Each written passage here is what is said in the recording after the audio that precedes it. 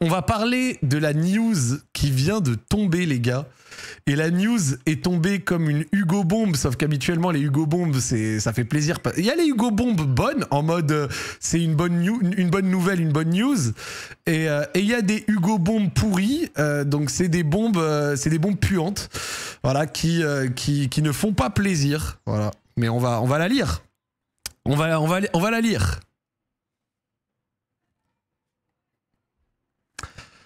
Les dirigeants de Chelsea ont appelé ceux de l'OL pour Malik Fofana. L'intérêt des Blues n'en est qu'à ses prémices. Il n'y a pas eu d'offre pour le moment. Le jeune ailier belge de 20 ans est évalué aux alentours de 50 millions par le club.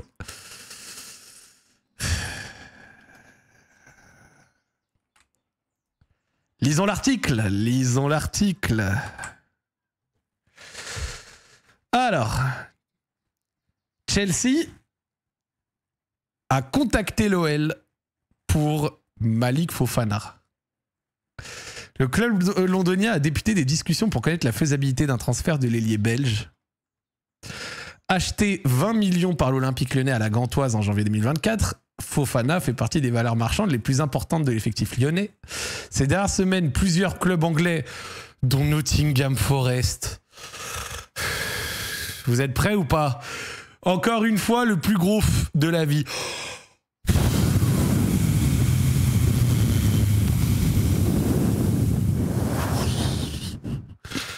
Voilà. Ont exprimé leur intérêt auprès de l'entourage du Belge. Voilà. 5 buts et 4 passes D en Ligue 1 cette saison, auquel on ajoute l'Europa League. Il a quand même staté pas trop mal cette saison.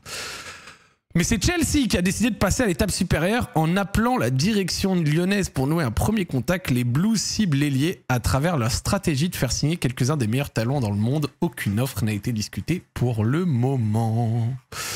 Et donc du coup, dans le tweet d'Hugo, il rappelle que celui-ci est évalué à 50 millions par le club, ce qui est plus proche d'une évaluation que je vous avais donnée de Malik Fofana, où je vous avais dit 40, 45, allez peut-être 50 avec bonus, par rapport à ceux qui me criaient mordicus, alors c'est pas fini encore, mais qui me criaient mordicus que non, ça vaut 30 millions d'euros Malik Fofana, évidemment ça valait plus, enfin ça vaut plus que 30 millions d'euros. Acheter 20 millions fait une bonne année et demie à 3 années de contrat encore. Voilà, ça reste, c'est correct. Bon, après, du coup, la question c'est est-ce que Malik Fofana a intérêt d'aller à Chelsea?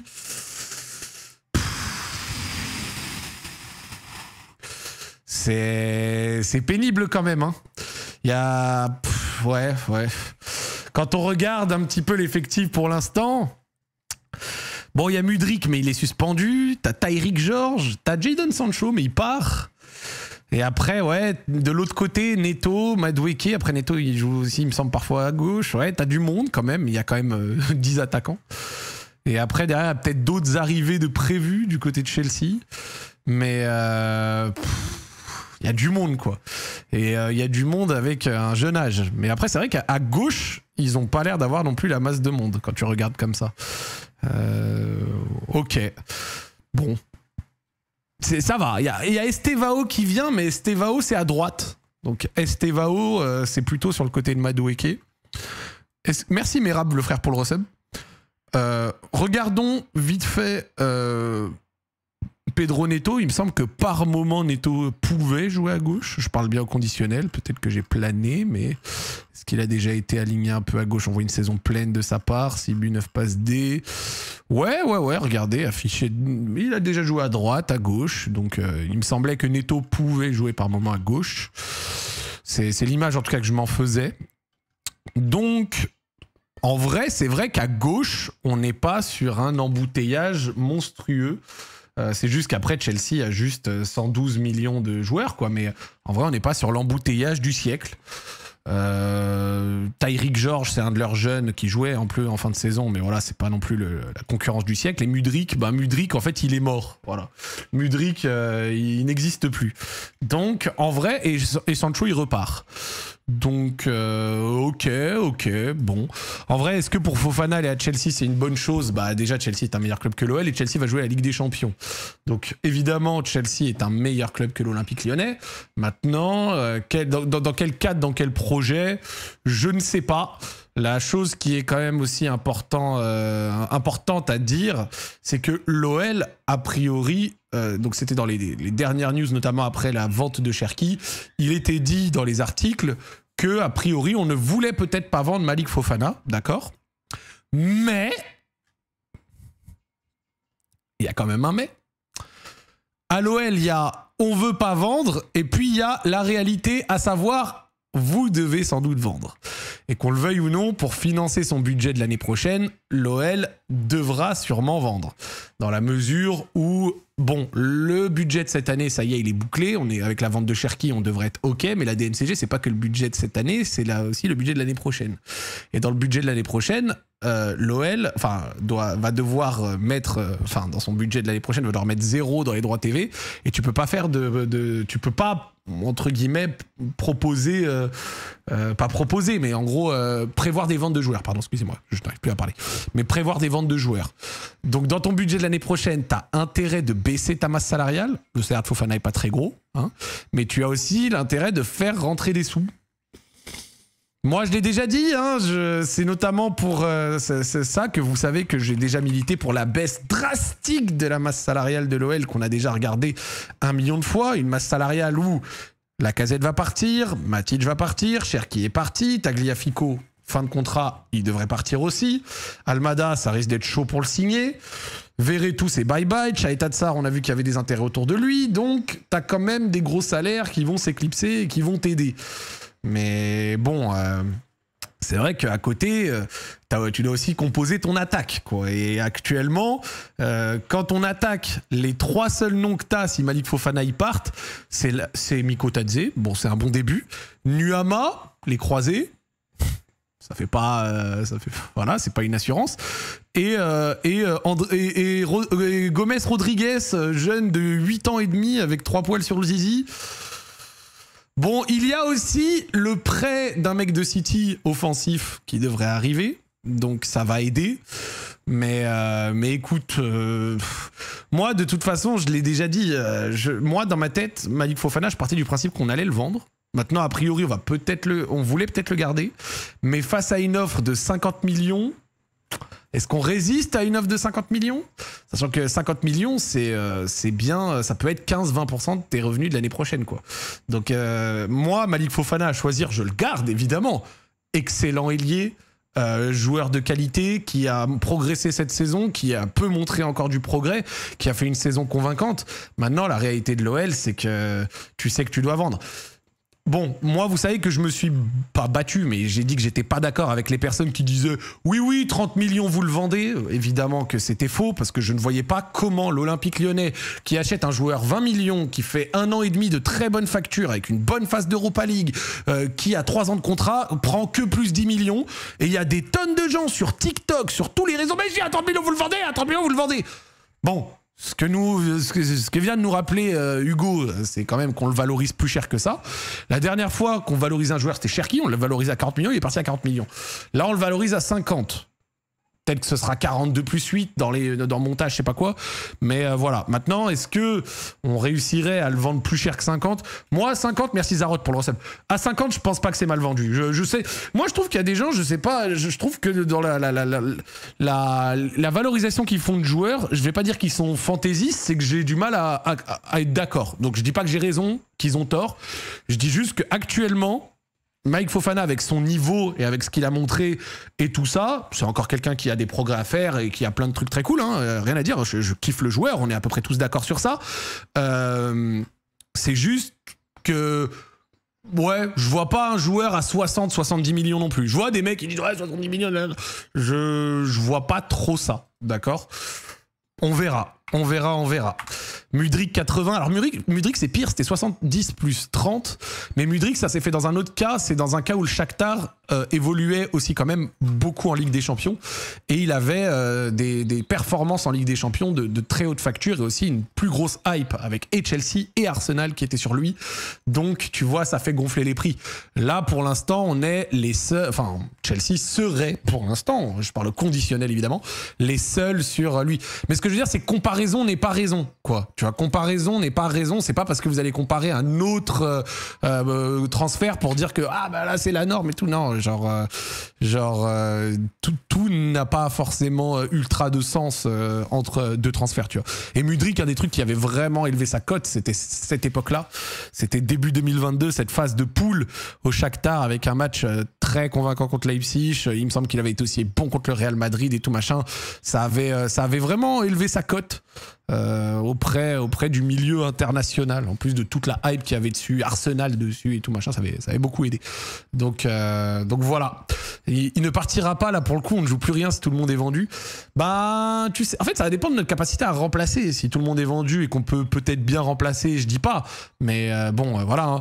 Liverpool là dans le viseur. Non mais le Liverpool c'était le progrès avec une somme complètement fantaisiste. Ça n'avait pas de sens quoi, tu vois. C'est qu'on le vende maintenant avant qu'il apporte chez nous et qu'on puisse le vendre plus cher parce que son profil à part blessure il peut que partir plus cher. Je suis d'accord. Mike Fofana, tu lui donnes une saison de plus et l'année prochaine c'est pas 50, c'est 65 ou 70 pour moi. Maintenant la réalité c'est qu'on doit composer notre budget de l'année pro. Et dans le budget de l'année pro, vu qu'on peut pas promettre des ventes, est-ce qu'on va pas être obligé d'en faire une avant du coup? Vous voyez ce que je veux dire? Je sais pas. Je sais pas. Ce sera intéressant. Moi, à choisir, là tout de suite, je le dis, à choisir, je le garde. Très bon joueur, 1 an et demi d'expérience à l'OL, donc ça y est, maintenant il est un peu dans les cartons. L'année prochaine, titulaire en puissance. Et l'année prochaine, si on part avec une base offensive où t'as Mikotadze, Nuama, Gomez Rodriguez, Fofana, le prêt du joueur de City, bah t'es quand même bien. C'est correct, tu vois, t'as besoin de recrues encore, mais... T'as une base solide. Merci au Migno pour le resub. Mais cette base sans Fofana, ça peut faire un peu mal. Donc on verra. Mais c'est vrai que on a besoin de se débarrasser de ces gros salaires. Malik Fofana n'étant pas un de ces gros salaires. Donc voilà. Il nous faut un pivot gang en attaque. Moi, je l'ai déjà dit, je prends un joueur, un attaquant de Ligue 1 un peu expérimenté qui peut apporter, tu sais, sur le profil et tout. J'avais dit Ajorc en exemple, mais dans ce style-là, je prends tous les jours. Hein. On est sur un défenseur du Sampaoli. La piste du Sampaoli, elle a été un peu dégonflée, les gars. On sait pas si c'est un truc d'agent ou pas, mais bon, Hugo l'a retweeté. Mercato, la rumeur Eric Smith à l'OL fait pchit. Donc ouais, apparemment on était sur Eric Smith. Cité comme scruté par l'OL, le polyvalent ne fait en réalité pas partie des plans du club. Voilà un exemple de rumeur repartie aussi vite qu'elle est arrivée. Ce lundi, Foot Mercato et le média suédois Expressen se faisaient écho d'un intérêt de l'OL pour Eric Smith. Ce dernier est un joueur de Sampaoli en Bundesliga. Mais selon nos infos, le club rhodanien n'a en réalité aucun attrait pour le footballeur de 28 ans. Il est donc encore moins de question de contact avec le Suédois. Libre de ton contrat au 1er juillet, il ne prendra vraisemblablement pas la direction du Rhône. Il convient de toute façon de rappeler que l'OL doit attendre son passage devant la DNCG. Rien ne devrait bouger d'ici à fin juin. Donc, moi je vous cache pas que OEL qui nous dit qu'il n'y a rien, j'ai quand même tendance à y croire. Voilà. Le fameux Eric Smith. Et ouais, Hugo a en plus RT le tweet. Par contre, il y a une autre info intéressante qui est arrivée. Il y avait le Oyedele en Pologne. Là, d'après Abola Portugal. Alors, vous me dites les Portugais, il me semble que Abola, c'est un média correct de chez vous, il me semble. Donc à voir. Apparemment on serait peut-être sur Afonso Moreira. Donc je ne sais pas ce qui vaut qui est ce gars. Évidemment je n'ai pas d'avis, donc on va checker. Apparemment c'est un jeune de chez où, 20 ans. Ok, bon, 20 ans. Il est né en 2005. Il a joué 34 minutes en LDC et 1 minute en championnat portugais et 1 minute en coupe portugaise. Ok, bah nickel. Mais sinon, on est sur quelqu'un qui... ok. Bon, on est sur un gars qui a surtout joué en jeune et 34 minutes contre le Borussia Dortmund. Sinon, de la Youth League et de la Liga 3, donc je suppose c'est la Ligue des jeunes, et 1 minute en championnat seulement. Donc on est sur quelqu'un qui est tout jeune. Voilà, c'est un média fiable. Ok.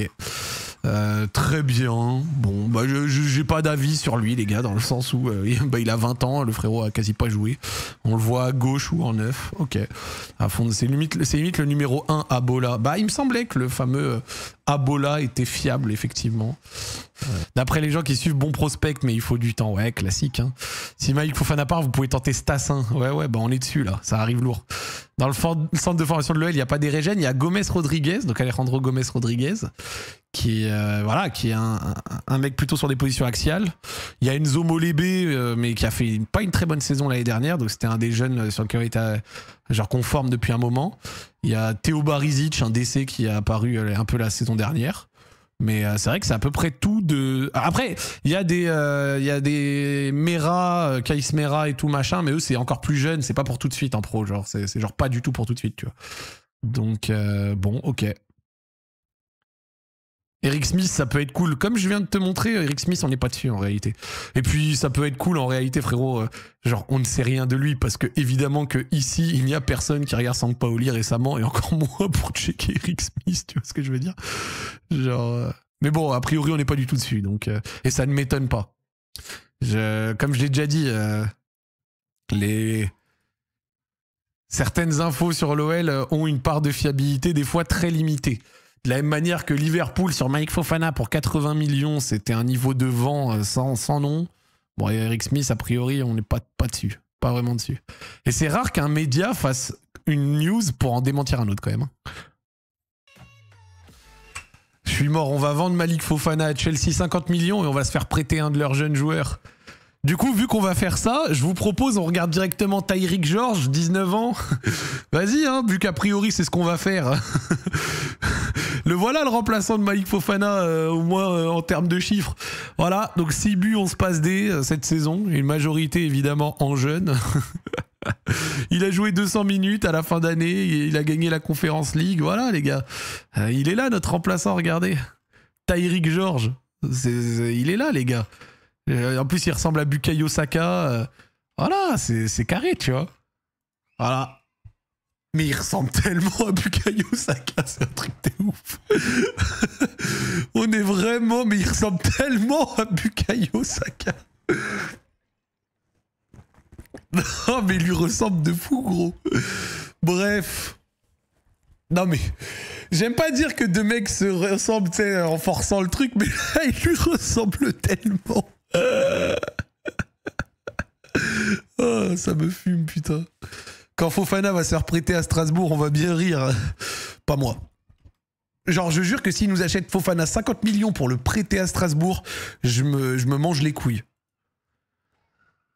Non, vraiment, je me mange les couilles. Montre les attaquants gauche de Botafogo, non.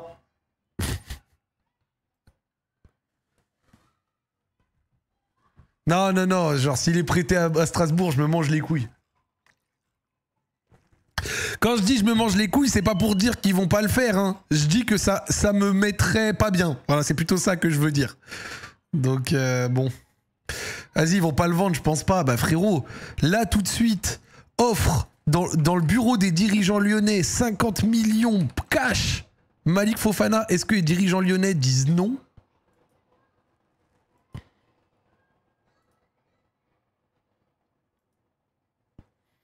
Je vais pas dire oui.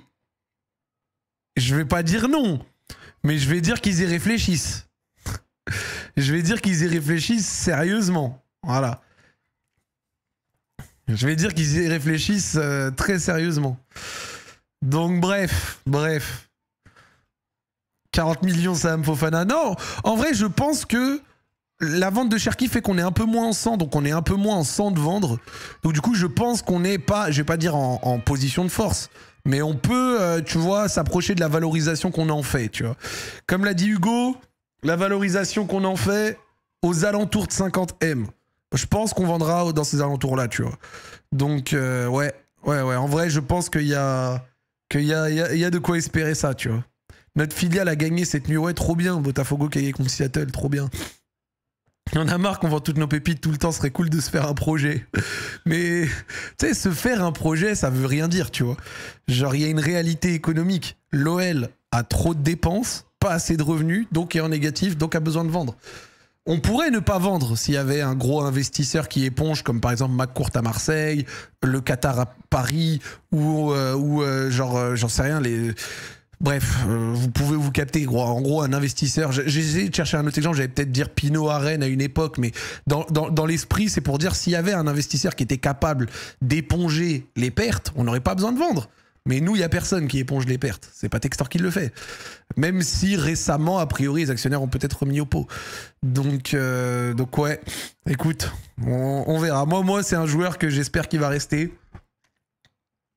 Mais je ne serais pas étonné qu'on le vende. Voilà. La seule chose que j'espère, c'est que on pourra... j'espère qu'on pourra... comment ça s'appelle ? Qu'on pourra recruter. Voilà. J'espère qu'on pourra recruter. On serait pas contre un rachat.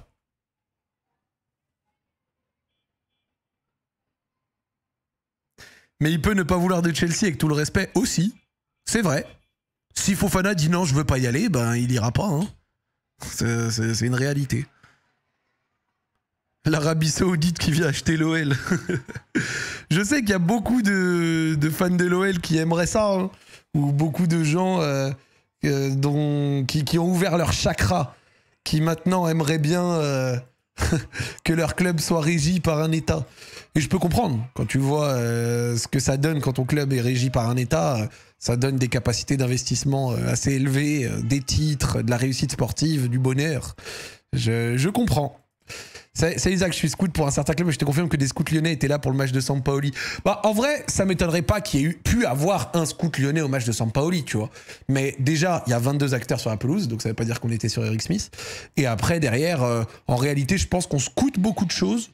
Mais comme j'ai dit, quand je vois ceux qui... On va dire que je fais plus confiance et je suis plus confiant envers ceux qui disent qu'on n'est pas sur lui que plutôt que ceux qui disent qu'on est sur lui. Voilà. C'est ça mon avis. C'est qui le Lyonnais le plus riche? Il n'y a pas un milliardaire à Lyon? On demande à ChatGPT?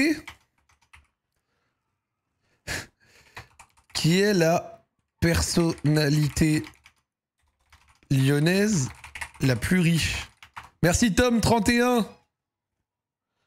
Ceux qui disent Benzema, les gars, Ola c'est plus riche que Benzema, les gars. La personnalité lyonnaise la plus riche est Alain Mérieux, héritier et président de l'Institut Mérieux, groupe Bio Mérieux. Sa fortune est estimée à 6,3, 6,8 milliards. Et sinon, Norbert d'Entresangles, donc là on a déjà vu 3,3 milliards. Et sinon, la famille Lescure, 2,6 milliards. Il est né en 1938. Monsieur Alain! Monsieur Alain, j'ai un investissement pour vous. Monsieur Alain, vous voulez pas? Monsieur, voilà, conseiller municipal et tout, tu veux pas te taper une petite retraite qui fait plaisir? Monsieur Alain, 7 milliards, tu viens, tu perds un peu de sous, mais c'est pas dramatique, tu vis des émotions pour ta fin de vie. Non, monsieur Alain, ça vous chauffe pas? Le plus drôle, c'est qu'il est... alors, j'ai tapé Norbert, je voulais taper David Ornstein. Le plus drôle, c'est qu'il est encore plus vieux qu'Olas. Alors, ça vient de sortir, c'est tout chaud du four. Chelsea make verbal inquiry to Lyon. Regardez, Malik Fofana, 20 years old, Olympique Lyonnais winger, among multiple options que Chelsea considère au vu du départ de Sancho. Rien avancé pour l'international belge, mais discussion continue.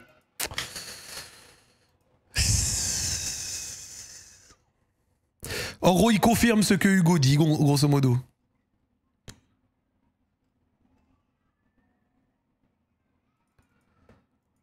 Vu qu'ils gardent pas Jadon Sancho, ils sont en train de chercher un ailier gauche.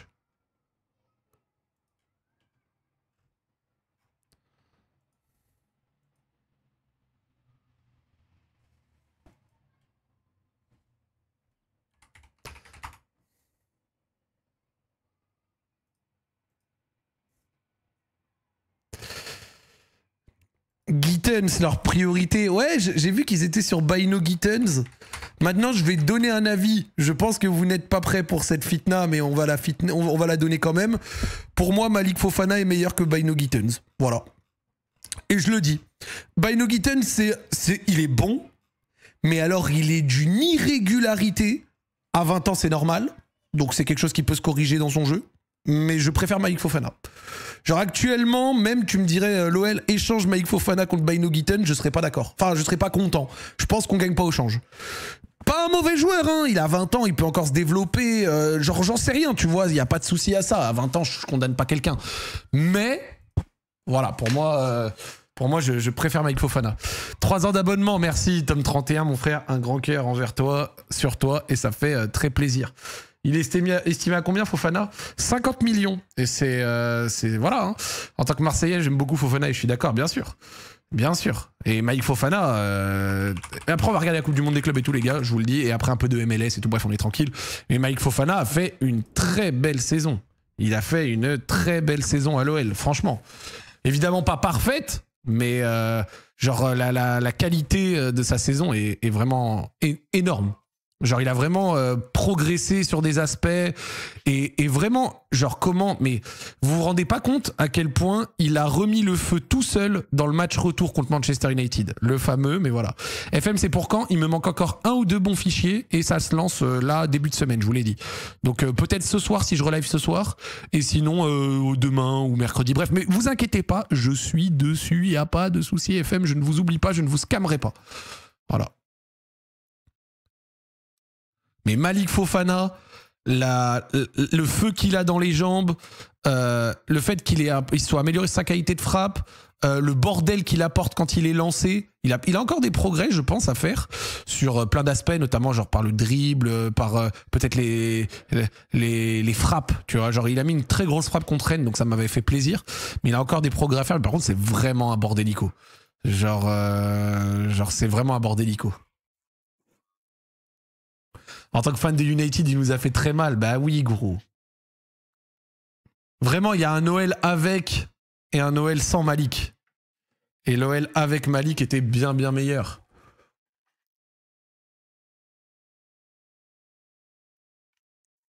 Sentez le jeu de corps, la vivacité et tout, tu vois. C'est pour ça que c'est pas tant un immense dribbleur dans le sens où genre là quand on regarde vous voyez il arrive lancé et quand il arrive lancé là il fait des différences, mais c'est pas genre un dribbleur de petits espaces pour l'instant en tout cas, ou quelqu'un qui a une palette énorme, tu vois, de skills ou de bordélico complet de dribble, d'accord. Mais par contre il a du jeu de corps, il a de la vitesse, il a beaucoup de choses, tu vois. Et c'est ça qui fait plaisir. Donc là, ce mercato, Cherki 42 millions, Fofana 50, Perry 20, Almada 27. Alors il n'y a rien de près ou de loin pour l'instant sur Perry et sur Almada. Hein. Rappelle quand même que Lucas Perry, tout le monde en a fait, genre le départ est déjà acté, nanana, alors que c'est juste une info d'Imardio qui disait que Milan pourrait être sur Perry si Maignan part. Bon, au final, Maignan part pas. Mais les gens, ils ont réagi comme si genre c'était here we go, tu vois. Genre... la réaction était très très rapide. Surtout que Di Marzio c'est plus aussi fiable qu'avant. Non, mais après, sans doute que Milan avait peut-être Perry sur sa liste en cas de départ. Mais entre il y a Perry sur sa liste et c'est fait, les gens ils ont réagi, c'est fait. Tu vois ce que je veux dire? Genre on n'y était pas du tout. Officiel pour Fofana, il n'y a rien d'officiel. La seule chose qui est officielle et qui a été confirmée par The Athletic et par l'équipe, c'est que en gros Chelsea a commencé à discuter avec les dirigeants lyonnais. Voilà, genre a commencé à évoquer les conditions d'un transfert. Mais tu vois, 50 briques, c'est une bonne évaluation, tu vois. C'est une bonne évaluation pour moi. Mais en vrai, Chelsea, ils n'ont pas autant d'ailier gauche que ça, vu que Sancho n'est pas retenu. 50 millions avec ses années de contrat, ouais, il lui reste 3 ans de contrat. Mais en fait, de toute façon, comme je l'ai dit, l'OL l'évalue à 50 et s'il part, c'est ce qu'on aura. Et vraiment, je comprends pas les gens qui, en stream, me juraient mordicus qu'à 30 millions, l'OL le vendait. Je ne comprends pas. Genre, je répète, mais même sur TikTok et tout, hein. Genre sur TikTok et tout, mais les mecs, genre, étaient mais mordicus, genre, sûr et certain. Et j'étais là, mais les gars, je ne comprends pas votre logique qui fait qu'un mec acheté 20 millions, fait 1 an et demi très bon, reste 3 ans de contrat, passe de 20 à 30. Je comprends pas. Vraiment, je ne capte pas. Genre, jamais tu fais que de 20 à 30 en faisant 1 an et demi de bonne qualité, en étant acheté pour 20 millions. Ça n'a pas de sens. Bah peut-être parce que Lyon est dans une situation compliquée.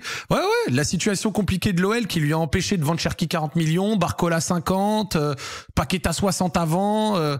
Genre, la situation compliquée de l'OL, elle est là, mais les talents, ils sont recherchés, ils ont une valeur, et l'OL n'a pas eu... L'OL, ça fait depuis 15 ans qu'on est obligé de vendre chaque année. 15 ans qu'on est obligé de vendre chaque année. Genre, c'est une situation qu'on sait, qu'on connaît déjà. Donc je vais pas dire que ça a pas d'impact, mais croire que ça va diviser par 2 la valeur d'un joueur ou autre, ça n'a pas de sens, tu vois. J'aurais pas dit ça si Cherki était pas parti avant le passage des NCG. Frérot, écoute-moi, tu peux être dans le j'aurais pas dit ça, nana, moi je suis dans le concret et le réel. Et la réalité, c'est que les gens qui pensaient comme ça se sont trompés, c'est tout. On n'a pas Estevao, Noni, Neto, Kenda. Bah en vrai, Estevao, Noni, c'est des mecs qui jouent à droite majoritairement. Neto, il joue les deux, réel. Kendry Paez, ouais, 8 ans et demi, à voir. Et puis écoute, on va voir. Hein. Vous pouvez screen genre 20 subs si Fofana part pour plus de 45 millions. On compte les bonus ou pas? Bonus compris? Ok. Bah vas-y, on retient. Moi, je l'ai dit, mais je pense qu'il part pour... L'OL le valorise à 50, je pense qu'il part pas loin de 50. 45, 47, 48, avec 44, 3. Mais genre, je pense pas qu'il parte en dessous de 40. Moi, à l'époque, j'avais dit 35-40 en sec, plus des bonus qui font monter à 45-50. Vu que je vois qu'on le valorise à 50, je pense que ça ira dans ces eaux-là.